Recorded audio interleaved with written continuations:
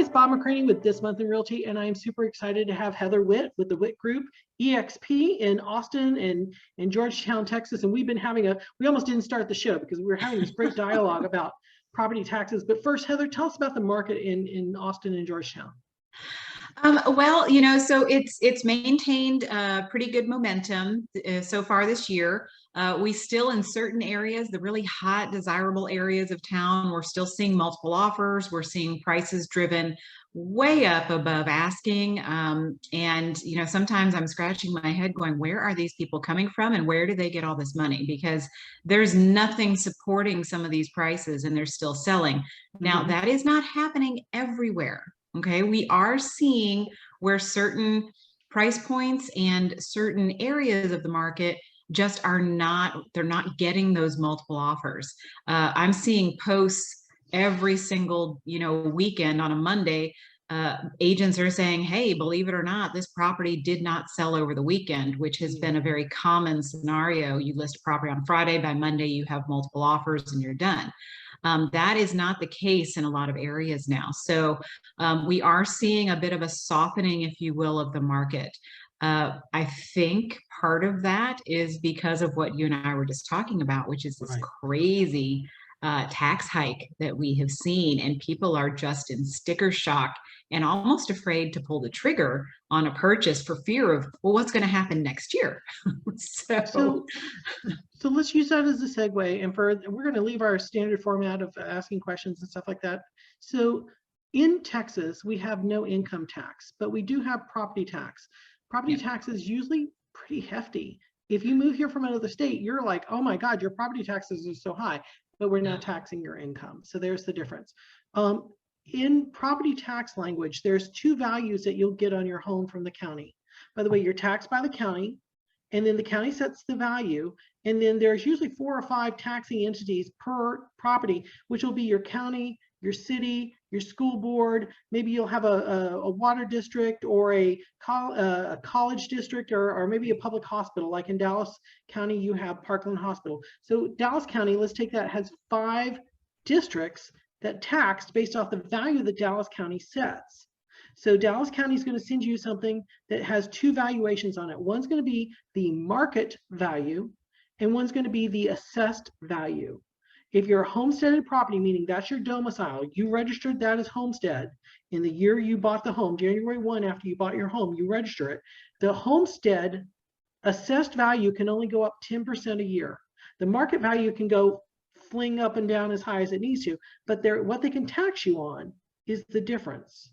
Now, and Heather, I'll shut up here in just a second, but the market value is what people have sticker shock on. What they have to go down and look at is the assessment value, because when you go in to protest your taxes, most of the time you're looking to lower the assessed value, what I'm getting taxed on. And what you'll walk out with is they lowered your market value, and you think you won something, but it's a bit of bait and switch, because you walk out the door going, yay, I got $10,000 off my value, but it was market value and not the assessed value that you're actually paying taxes on.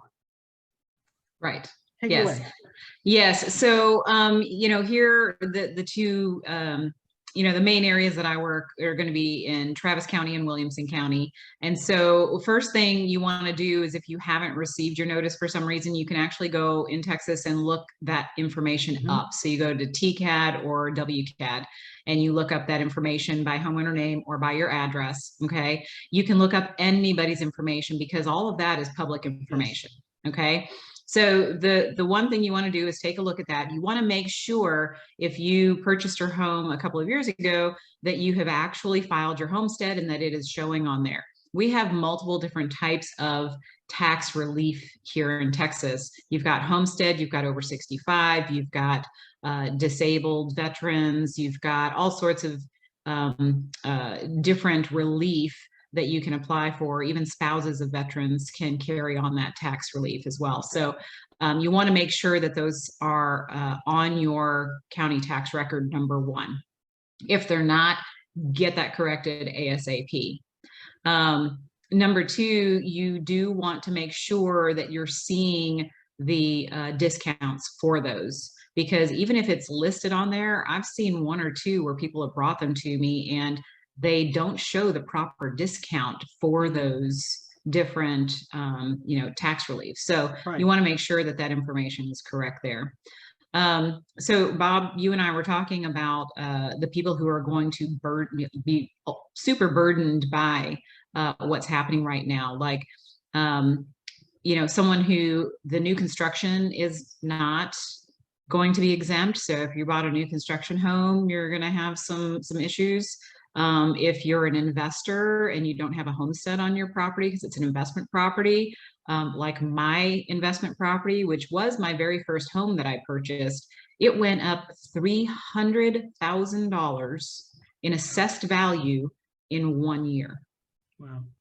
$300,000. That's so, like being taxed on an entirely new home. Yes. And let's unroll a couple things you just said there, because Sure. they're absolutely true. If you bought a new construction home,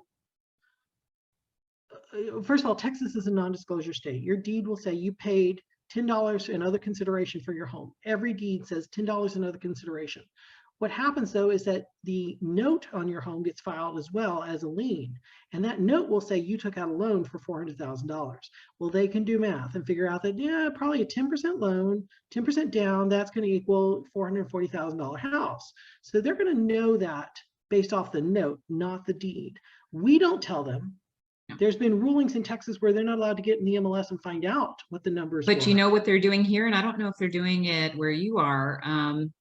Here they're sending out a very official looking survey. Postcard. Yes. No, yes. it's a piece of paper and it looks very formal, and it says that it's voluntary, but it's in the lightest gray, tiniest print Right. you're ever going to see. And it's a survey. It is not mandatory, but they send it to the person who sold the home. They send it to the buyer of the home.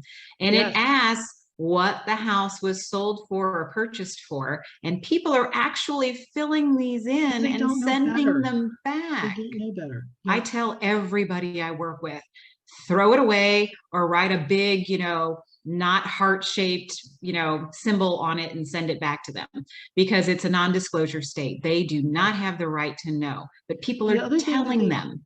Well, the other thing they do is, let's say you're at 123 Banana Street and you go in to protest your taxes, and you called Sally the Realtor, and Sally the Realtor sent you comps in your neighborhood, and you walk into with comps and say 123 Banana Street isn't worth this.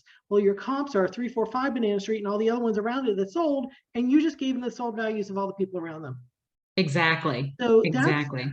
Anyway, let's talk about the process of protesting your taxes. This year it's going to be horrible. The best time to protest would have been 3 or 4 years ago when the market was a little softer, and then they wouldn't be able to, because you took that value away 3 or 4 years ago, they wouldn't be able to come up as high now. I have one client of mine, we knocked the crap out of her value probably about 4 years ago, and she called me this year. She's like, what do I do? I said, honey, you're the lowest one in the neighborhood because the work we did a while back. This is the year we're not going to be able to get anywhere.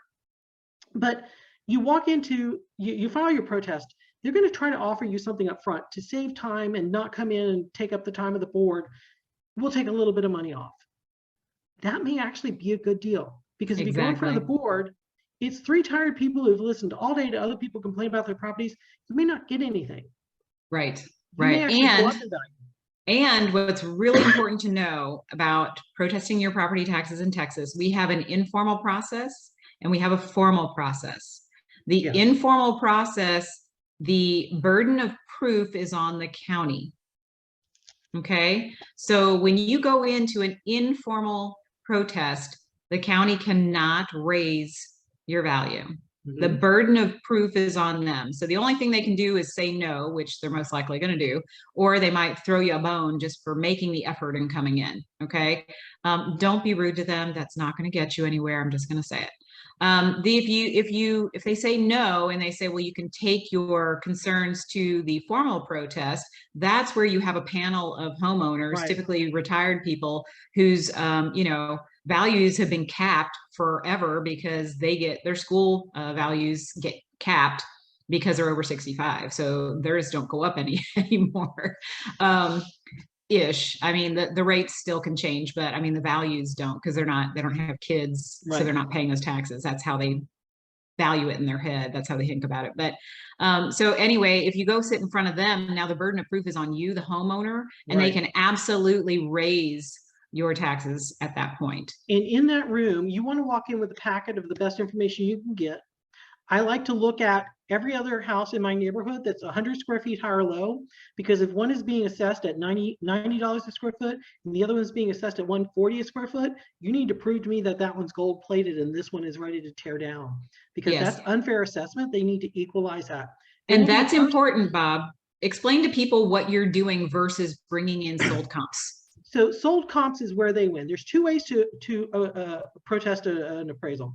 One is that my market value is off. Well, in this market value is like 50,000 over asking. So you're going to lose that fight all the time. Unequal assessment is the other one. And that's where if you have two properties that are each, let's say 2,000 square feet, and you have the builder built that floor plan 17 times in the neighborhood. And over time, one owner will protest every year, and their 2,000 square foot property will be assessed at $70 a square foot. And then over time, the other person never protested. They're now being assessed at $110 a square foot. So that difference between 70 and 110 over time just keeps growing and growing. And you can't have unfair assessment. They have to equalize those out. Now, the three people in the room will like go, well, we don't see that. Market value is still high. And that's where going before the board can be a bad situation, because they are going to go back to the argument they win, which is market value. And we're saying unfair assessment. And we have to keep bringing them back to two houses, same square footage, $40 per square foot gap. And they're going to go, thank you so much. We see market value. And there will be a person in the room, very much kind of like a prosecutor representing the county, going, here's the comps we're using. And you're going to keep saying, but it's a $40 per square foot gap. And somewhere in the middle, those three people in the room will judge the value of your property. And that's what it is, unless you want to go to district court later and fight it. Right. That's why what Heather said about taking the early number may be better. Right. So at this point, Bob, and this is, this is not a hard, fast rule. I'm just asking your opinion. Would you advise anyone to actually go to a formal protest at this point with the way that in this market year, I don't know. Previous market years, I think we had a much better shot. And that's the thing I was saying, knock them down in other years so that when you have a year like this, they're already capped because you've knocked them down lower. But yes, if you have a property that needs a lot of work, has a lot of deficiencies, like your roof was bad. By the way, it's a deficiency as of January 1. Right. January 1 is the day. If you had something happen to your house in February, does not count. January 1, if you had your air conditioner was bad, your roof was bad, your fence was falling down, if you can show the things that are wrong with your house, then they can do that. They can bring you have justification for bringing it down. Now you want to fix all those before Heather lists your house, but you want to. And by the way, tax assessment value has nothing to do with what you can sell the house for later. Absolutely nothing to do. I shouldn't protest my taxes. I want to sell it next year. I want it to look more. No, totally disconnected. But if you have, to your point, if you have things that are bringing the value down because it's deficiencies in your home, absolutely you can go protest those. And these are deficiencies. These are deficiencies, not cosmetic differences. These are, if your house needs to be painted, on the inside, it hasn't been painted, or you need to replace your carpet, they don't care about that. They're talking, what they're concerned about for the most part is actual physical deficiencies, like you said, like, every other house that, sold in the neighborhood or that they're, using as a comp to yours got a brand new roof last year and yours is 20 years old. Okay. That is a huge deficiency, right? We had one person with mold remediation issues. That's a deficiency. Right. You have a crack in your slab. Deficiency. You've got single pane windows versus every other house has double pane. They've replaced all those over the years. That is a huge cost difference that could be used as a deficiency. I think it's a little more subjective to them, but it's worth a fight. It's worth getting a quote and telling them. I'm never going to tell somebody not to protest. I just think this year they're going to keep going back to the market value, and we're going to keep going back to unequal assessment. I don't think this is the year to knock them down. I think our best window was a couple of years ago, and that will turn back around because the market is always in flux.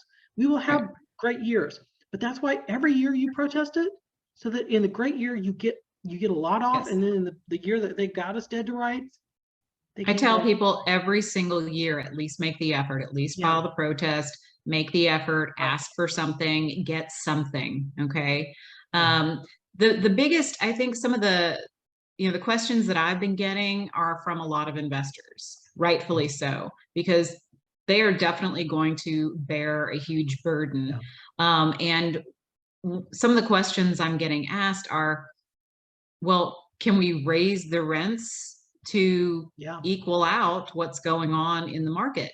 And the answer is, of course, yes. Now, will every single neighborhood, will the rents in every single neighborhood actually equal out and cancel out the additional cost that you're going to be paying, the additional taxes you're going to be paying? Not necessarily. Right. If you've got really, really, really long-term tenants who you absolutely adore and love, and they're at the max of their payments, unfortunately, you may have to ask them to leave and get new tenants, which is heartbreaking to me. Yes. But we're seeing this, and it's scary to me also that, the city of Austin is so interested in, fair housing and,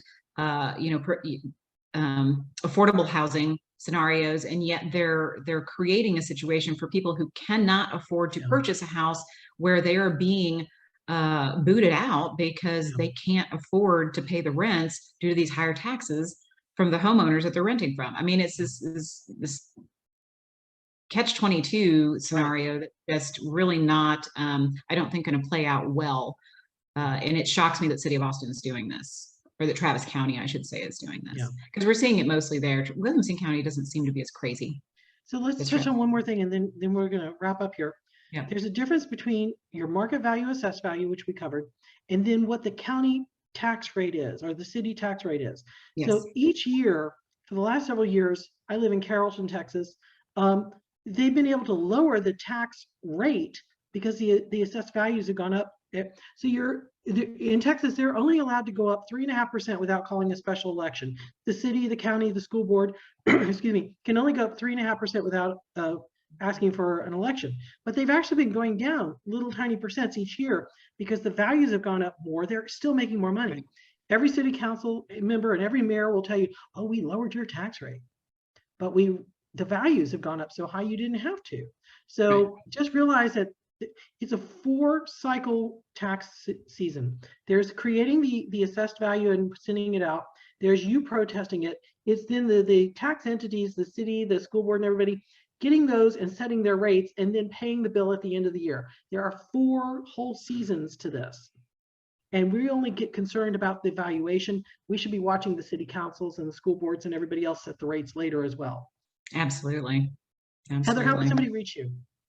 Best way is to call me at 512-994-4663. I'll put everything below. You come back next month? Yes. I love your conversations the most. Everybody, this has been Bob McCraney with This Month in Realty. Tune in next month to hear from Heather and other real estate experts around the United States and Canada. Bye. Thanks, Bob.